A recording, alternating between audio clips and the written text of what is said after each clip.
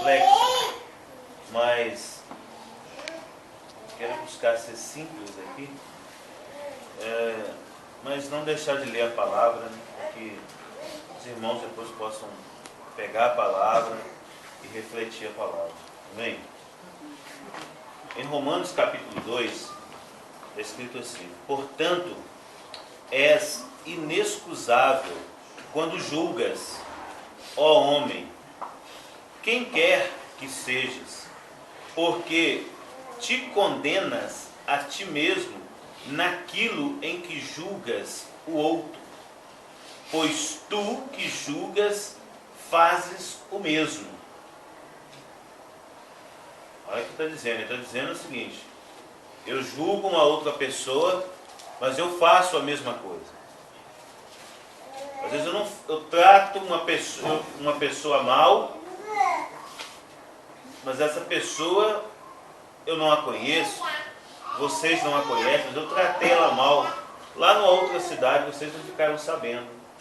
Mas quando tem um irmão aqui que faz uma coisa errada, ou que trata o outro mal, eu vou e confronto aquele irmão.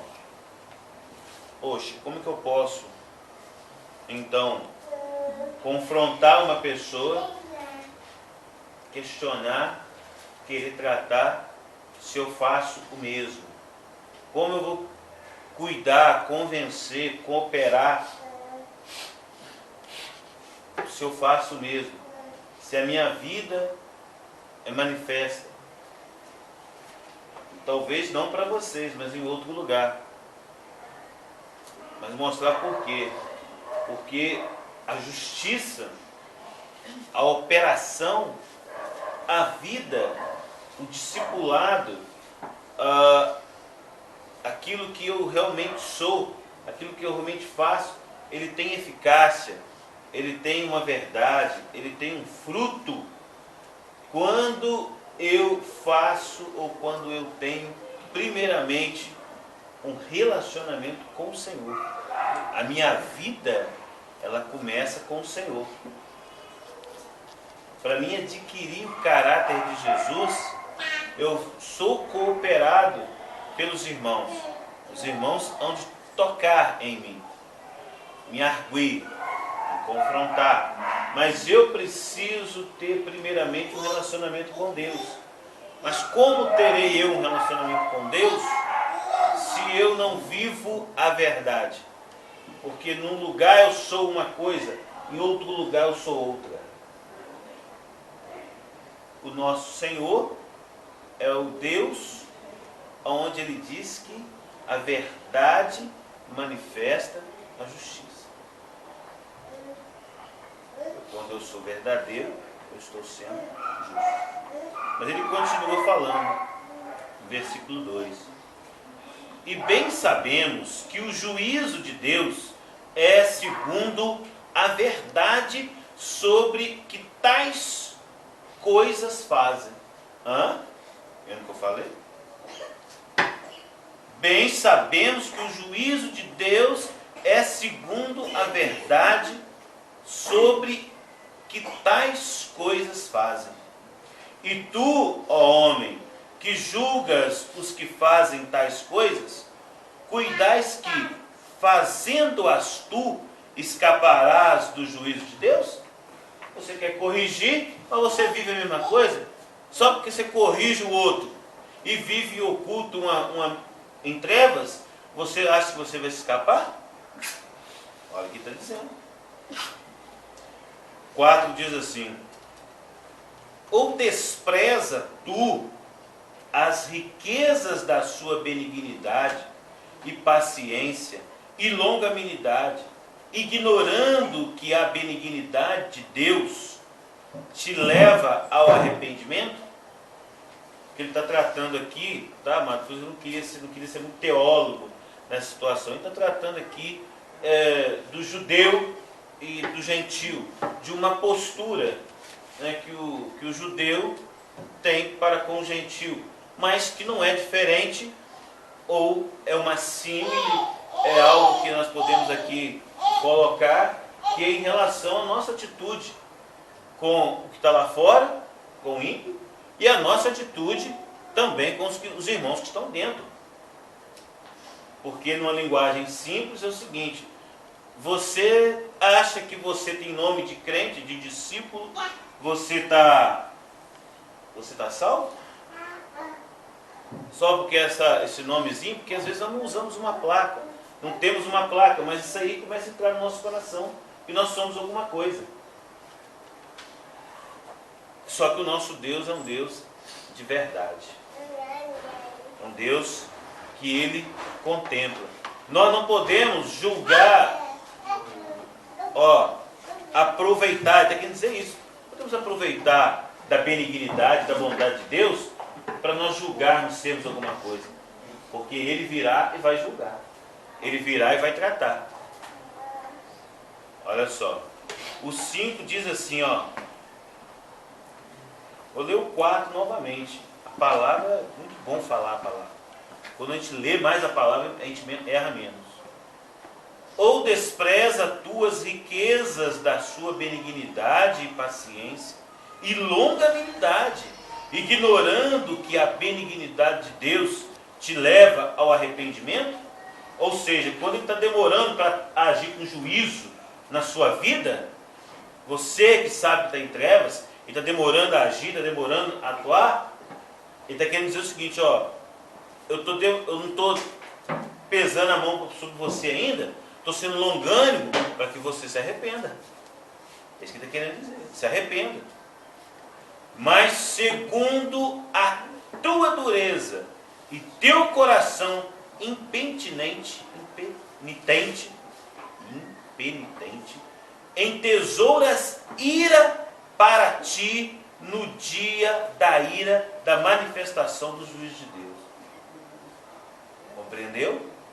A tua demora de arrependimento, a tua demora de assumir o teu erro, de assumir o teu pecado, de se dizer pecador e de se arrepender, mudar a mente, essa demora, isso está entesourando, está depositando em Deus para o dia do juízo. Que naquele dia Ele vai tratar isso. Amém, irmão? Palavra dura. O qual recompensará a cada um segundo as suas obras. A saber, a vida eterna aos que com perseverança em fazer o bem procuram glória e honra e incorrupção. Mas indignação e ira aos que são contenciosos, desobedientes à verdade e obedientes à iniquidade. Porque tem pessoas, ou nós vivemos às vezes nesse caminho. Nós somos desobedientes à verdade. Entendeu, mano? Palavra dura. O 9 diz: tribulação e angústia sobre toda a alma do homem que faz o mal, primeiramente do judeu, depois do grego. Aí está falando dessa situação, uma relação judeu e grego, mas que está tratando também conosco a igreja nesses dias. A igreja, ela vive essa miséria. Por quê? Porque o judeu, Jesus veio para o judeu, Jesus veio para os seus. Então o judeu carregava consigo algo, ser primeiro. E às vezes a igreja, ela também carrega esse negócio, de ser primeira. E aí quando tem discípulo, então, eu não sou crente, sou discípulo. Enche a boca para dizer que é discípulo.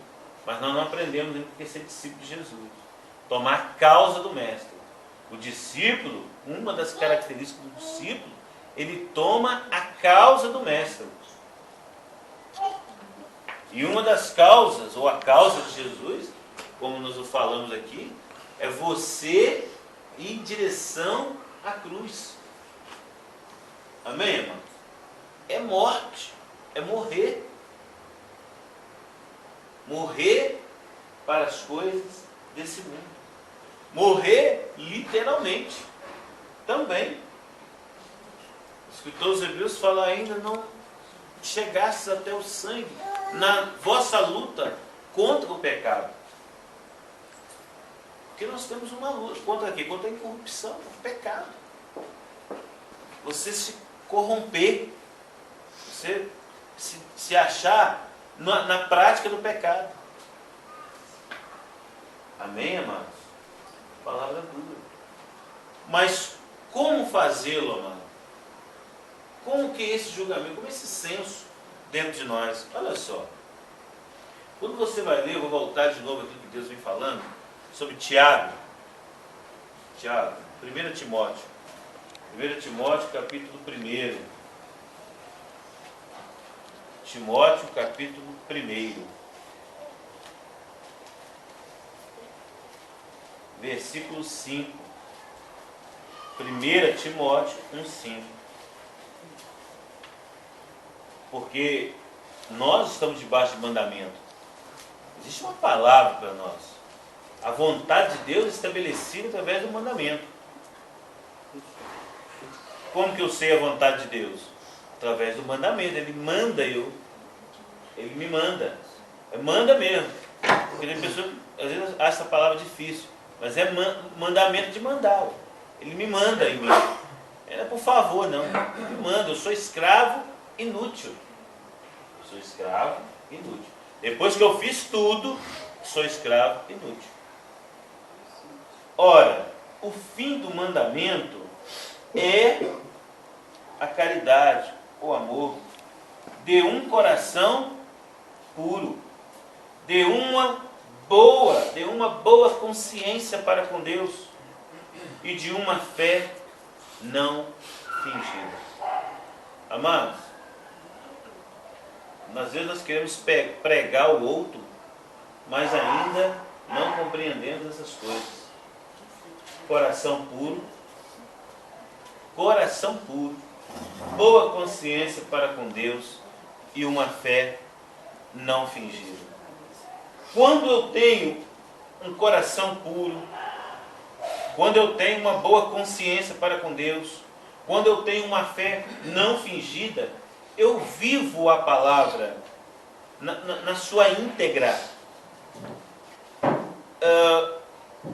E quando eu erro, quando eu não vivo essas coisas, pelo ensino e pela vida, pela sinceridade, pela verdade, pelaquilo que você vive com a tua esposa, com os teus filhos, você se sujeita quando você erra, porque eles conhecem que você quer ter o coração puro, que você quer ter uma boa consciência para com Deus e que você quer ou vive uma fé não fingida. E você vai ministrando isso dia a dia na vida dos seus, dia a dia na vida dos seus relacionamentos. Eu falava com alguém usando você vai materializar algo para você falar, então eu estava falando com uma pessoa. Falei com a pessoa assim, amado, eu tenho uma pessoa do meu relacionamento que lida comigo há 20 anos. Lida comigo antes de eu ser um cristão, de eu ter confessado o senhorio de Cristo sobre a minha vida. Mas a pessoa viveu, vamos dizer, 20 anos que eu a conheço, 19 anos não confiando em mim. E 1 ano confiando em mim. Os últimos 1 ano confiando em mim. E eu, nessa reflexão, comecei assim, meu Deus, que dificuldade. Mas depois o Espírito Santo veio e mostrou, poxa, que bom. Porque já pensou se fosse o contrário? Ela 19 anos confiando em você, e nos últimos anos não pode confiar em você mais, por causa da tua vida. Entende? Mas agora é interessante, 19, porque a pessoa ficou 19 anos te olhando. Porque, amado, as pessoas estão nos olhando. As pessoas, quando eu pregava com um rapaz no casamento, e na conversa, o rapaz, tudo bem que eu faço para encontrar com você? Eu dei minha casa, Ele falou assim, é porque eu sei que você, ele usou essa linguagem ruim, né? Eu sei que você não tem igreja, que eu vejo você lá no lanche, viu você lá onde pregando, viu você... O cara, não sei se desviado, não alcancei bem a situação dele, mas conhece um pouco a palavra, mas o cara vendo, entendeu, amado? O cara vê. Então, as pessoas estão nos olhando. Só que a pessoa que mais nos vê é a nossa esposa, nossos filhos. Entendeu, amado? Então, há uma necessidade de você absorver isso. Porque, olha só, são 3 coisas que você vai estar se relacionando com pessoas.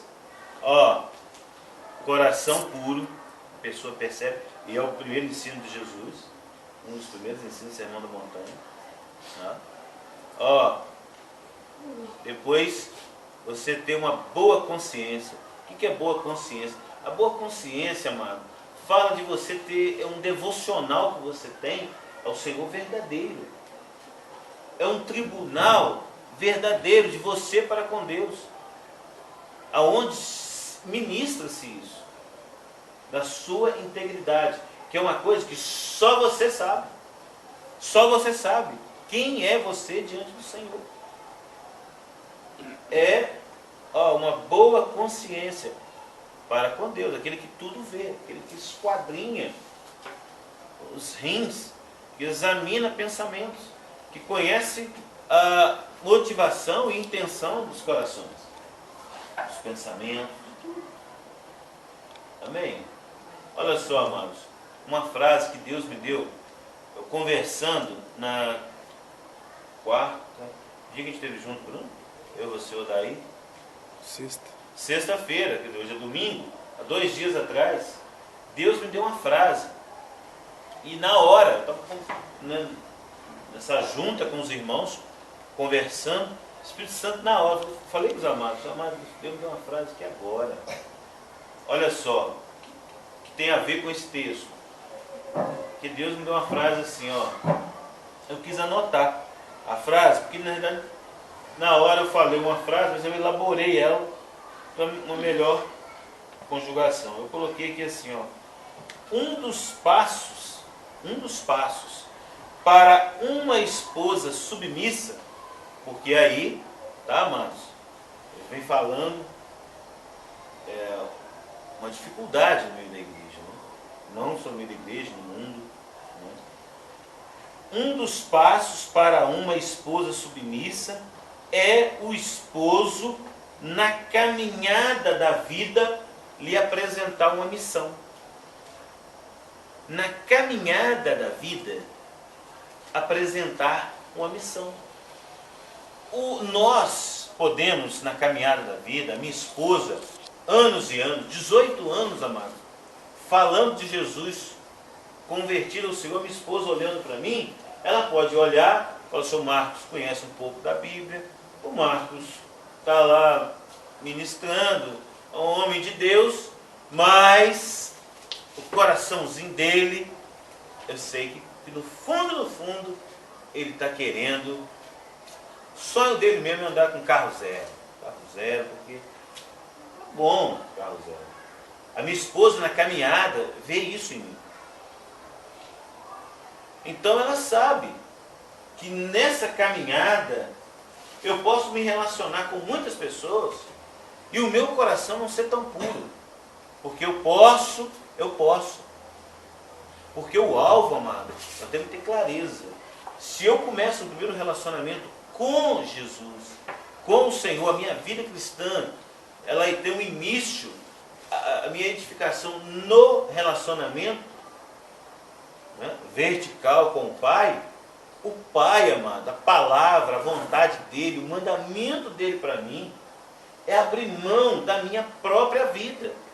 Aí eu não vou aqui, né, ficar falando tudo aquilo que ele manda abrir mão. O Bruno leu aqui, o aborrecer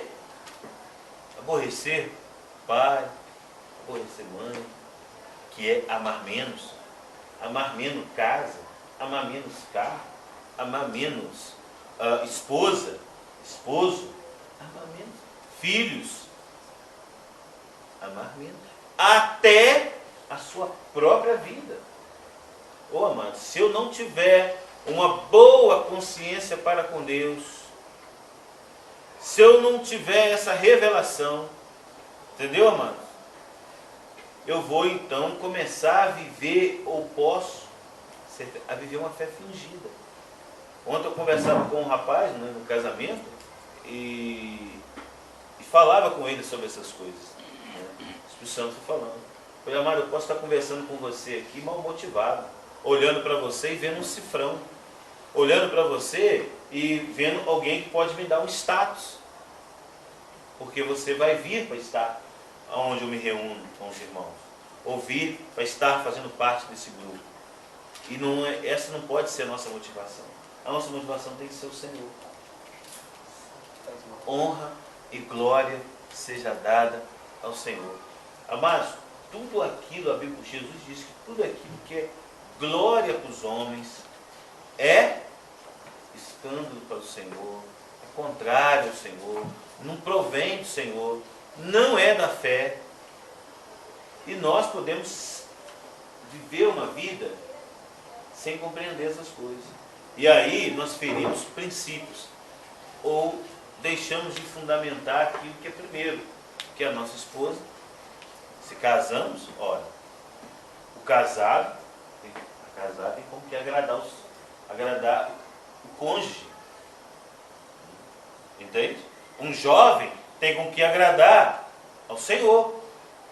A jovem que não tem compromisso, a virgem, ela agrada melhor o Senhor.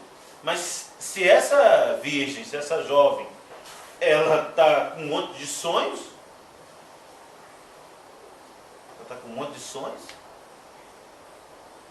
ela se perde. Entendeu? Foi ler a passagem de Juízes, né? Do amado, Gideão. Eu o nome do amado. Que colocou a filha dele em sacrifício. Poxa, mas o mais jóia que eu achei na passagem é que a filha, o qual ela saiu da porta, né, de casa, que o pai tinha feito um voto ao Senhor, que se vencesse o exército inimigo, não me lembro de qual, se os midianitas, não me lembro. Mas enfim, ele iria, a primeira pessoa que saísse da casa, ele iria apresentar ao Senhor em sacrifício. Não vamos entrar aqui no detalhe, mas o interessante é que a jovem falou. Porque o pai falou, filha, eu fiz uma promessa ao Senhor, eu fiz um voto ao Senhor, e você saiu. Sabe o que a menina falou? Quem lembra da passagem? A menina falou, Senhor, pai, ela falou, meu pai, que seja assim, porque o Senhor deu a vitória. Oh meu Deus, que o Senhor é bom. Ela quer dizer o seguinte, que o Senhor é bom, eu tenho um relacionamento com o Senhor, esse é meu Senhor, então pai, que seja eu o sacrifício. Que, meu Deus, sabe o que eu percebi? Sabe o que Deus falou comigo nessa passagem? É que esse pai ministrava dia a dia. Ele tinha um coração puro diante da filha dele. Ele tinha uma boa consciência para com Deus e uma fé não fingida diante da filha dele. Esse é o nosso papel, mano, diante da minha esposa. E aí nós somos provados em pequenas coisas no dia a dia. Hoje eu tenho clareza. Se haver um chamado a qualquer momento para minha esposa estar indo comigo, não importa o horário, não importa para quê. Hoje minha esposa vai. Não importa o que vai perder, se vai perder carro, se vai perder festa, se vai perder roupa, o que for perder, disposta a perder. Por quê? Porque dia a dia, não é falando somente, vivendo, a missão é ministrada. A missão, para que eu fui chamado? A minha esposa sabe para que eu fui chamado. Então, de eu voltar a trabalhar, porque já viveu várias situações. Eu já vi situação com mães, com sogra, de que você é doido, você abriu mão de loja, você é doido, você abriu mão de carro, você é doido, você abriu mão disso, daquilo. E a minha esposa do meu lado e vendo tudo isso. E aí ela sabe que a minha esposa é chamada para morrer comigo na fogueira. Vai ser presa comigo. A gente vai tratar assunto de filhos aí, essa questão de conselho tutelar, seja o que for, disposta a morrer. Por quê? Porque, amado, a nossa vida, ela começa com o Senhor. Não adianta nós pegarmos alguns princípios de ensino, ensinos de sabedoria, se nós não temos fé, suporte, relacionamento com o Senhor para fazê-lo, para praticar. Porque o Senhor sonda o quê? Ações. Ele sabe o que está no teu coração. Sabe? Ó, amados, vê o texto. Jeremias 17, 10. Jeremias 17, 10.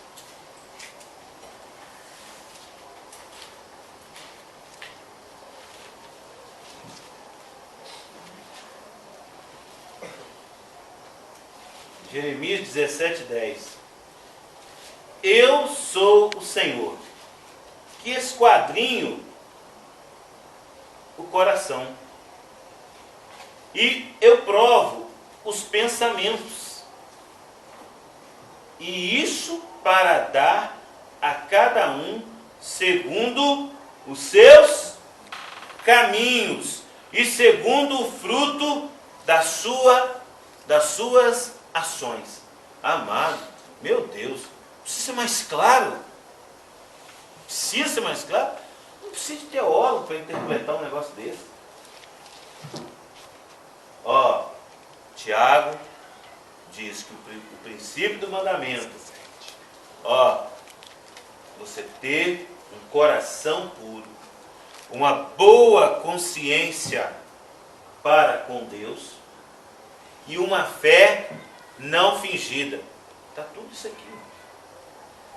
Ó, eu, Senhor, esquadrinho o coração e provo os pensamentos. Ó, esquadrinho o coração, pensamento, ó, uma boa consciência para com Deus. Ele sonda isso tudo. O Senhor vê isso tudo. Ele vê o teu pecado, vê as tuas trevas, vê a tua vida, as tuas ações. Ele vê. E aí, como é que você vai ter relacionamento com Ele? Como é que você vai se tornar um discípulo? Como é que você vai abnegar-se, morrer? Como é que você vai morrer por alguém que você não crê? Como é que você vai morrer por alguém que você não tem uma vida com Ele? Não tem como, mano. Vamos buscar uma vida íntima com o Senhor. Quando fala de vida íntima, mano, ele está dando aqui, ó, o texto de Tiago 1,5 é muito claro. Ele não está dando nenhuma, ele está falando, ó, coração puro, boa consciência. Boa consciência, amado, é você ser verdadeiro. É você falar assim, olha, eu tenho esse pecado, eu tenho essa dificuldade, olha, me ajuda. Isso fala de alguém, ó, que quer limpar, amado. Alguém que vem e confessa, fala das dificuldades, amado. É isso que está tratando. Boa consciência. O que fala de um coração puro? Amado, coração puro é alguém que não coloca o teu coração em trevas. Esse coração, ele é um coração puro porque ele não é um coração que ele é adulterado. É um coração que vai falando e que vai declarando, que vai vivendo uma vida sem adulterar a palavra, sem adulterar a vida, sem falsidade, sem maquiar aquilo que ele quer falar. Sabe, a pessoa que fala uma coisa, você não consegue alcançar, porque a pessoa fala as coisas mal faladas, em trevas, ocultas. Então, o Senhor dando de bandeja. Ele fala assim, ó, e a fé não fingida.